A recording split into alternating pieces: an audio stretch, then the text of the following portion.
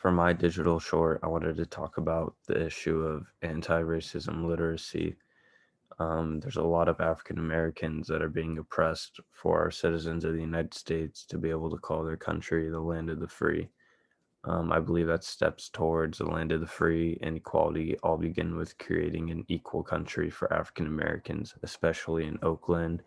A lot of black officers, citizens, and government officials feel as if there isn't being enough done to help protect the black community.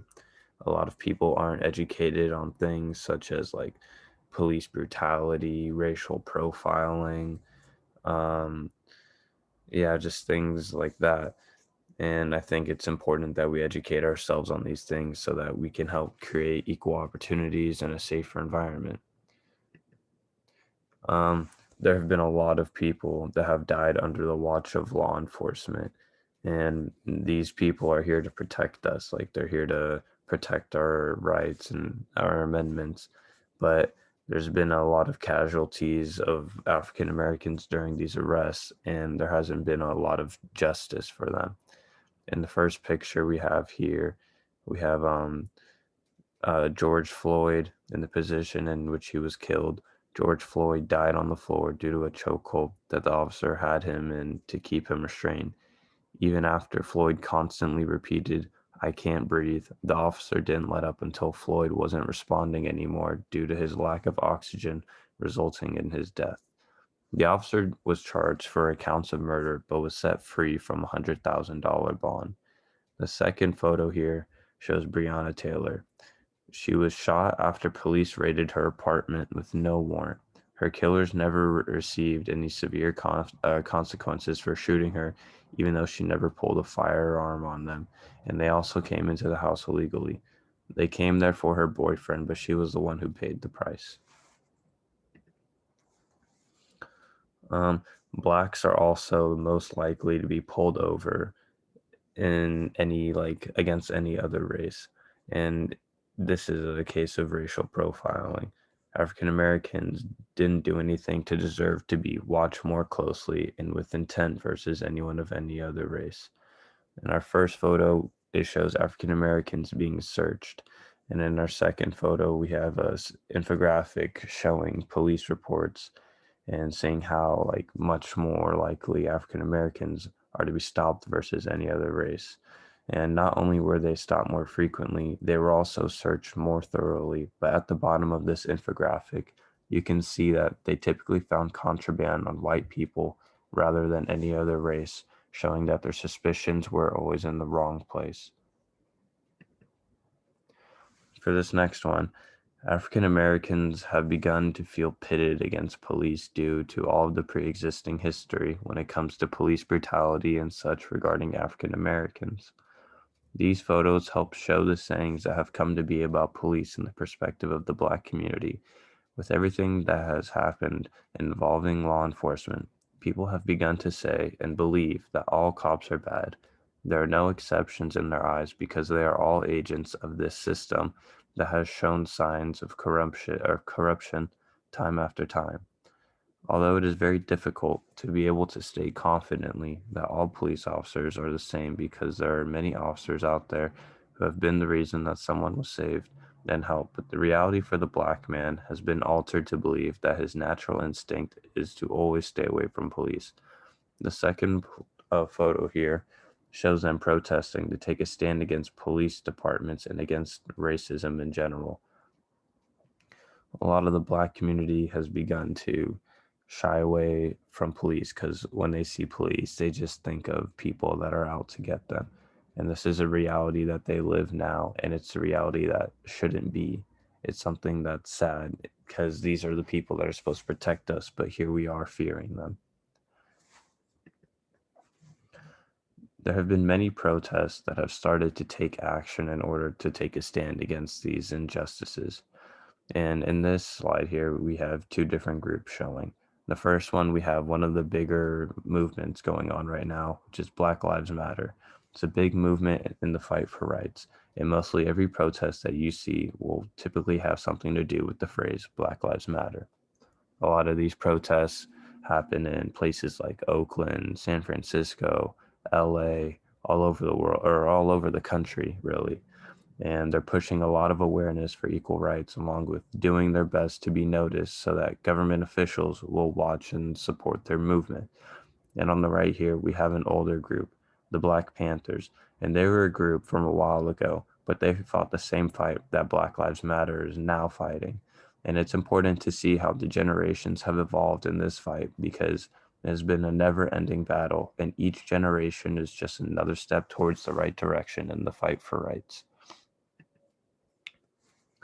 In this slide, we on the left we have an infographic showing that like most of black and white people believe that blacks are treated unfairly. Or in our infographic, it shows that most blacks really believe that when they deal with police and the criminal justice system, they're treated way less fairly than whites are. And in the poll here on the left, we show that whites believe in the same thing. And the second picture here shows black and whites gathering together in order to fight for equality. This is something we've been seeing a lot. We've been seeing a lot of people gather with blacks and their support and them helping support their voice. And for this slide, white Democrats and white Republicans both have extremely different views when it comes to how African Americans are treated. On our infographic on the left, we show that a lot of the Republican dots are, they're leaning towards the left side, showing that the blacks are treated fairly. That's what they believe in all of the situations, like such as dealing with police, criminal justice system, hiring, pay, promotions, applying for loans. And then we can see that Democrats are the complete opposite, and they think that there are like advantages to the whites when it comes to these situations. And in our second photo, we have our president, Donald Trump. And in one of my projects earlier, I had some evidence showing that Donald Trump doesn't believe Black Lives Matter is a helpful movement. He thinks it's a terrorist organization who has been taking a lot of money from companies who may need it in this time of COVID. And he thinks that they're just another organization stealing money, just looking to harm people and aren't making a good impact on the world. In the next slide, I have these here to talk about racial profiling. African Americans deal a lot with racial profiling, and they have to deal with people who are suspicious of them due to their race. On the left here, we see different races and different scenarios where people may have acted on them according to their race or their skin color. And that's something that doesn't make sense. The first, it shows a graph that symbolizes people. And the second image here is from a highly known TV show, Family Guy, and they're making a racial profiling joke where the cop is judging him off of his color and deciding if he's like okay or not. And you can see the darker shades here are, they're not okay because, they symbolize that as Black people, Middle Eastern people, and to them, they think those are threats to them. In our last slide here, we have Black officers and white police officers both see situations extremely different when it comes to the issue of racism. Black officers see the problem, but their colleagues may be very blind to it. We show here on the left, we have an infographic, and it shows the difference between how white officers versus Black officers felt towards the situation and if the appropriate changes have been made in order to solve what has been happening. The difference in how they see the situation is concerning, because they work together and they might run into problems where they have different beliefs on how to handle it. And this can lead to a lot of unwanted conflicts, creating a dangerous environment for them and those around them. And the second picture here is just Black officers standing for the protest of Black Lives Matter. And for our last slide, we have a slide talking about white privilege, something that I believe everyone should be educated on because it's a very real thing. The first photo here shows a great example of white privileges. The slide the man is presenting shows how they made it a required course in the curriculum to learn about the winning and glorious side of America, but it's an elective to learn about Black history and enslaved people who made a large part of our country. And then on our second slide is a definition of white privilege, and it says unearned advantage based on race, which can be observed both systematically and individually. And I think this is one of the biggest parts that we should be educated on when it comes to anti-racism literacy, because we hear a lot about white privilege, but not a lot of people think it's a real thing. They think it's just a hoax. They think everyone is, they are all developed in the same environment, which isn't the truth. And then to top it off, going back to my thesis, we need to educate ourselves on anti-racism literacy because we have too many African Americans that are being oppressed under law enforcement or just, racial profiling and things like that.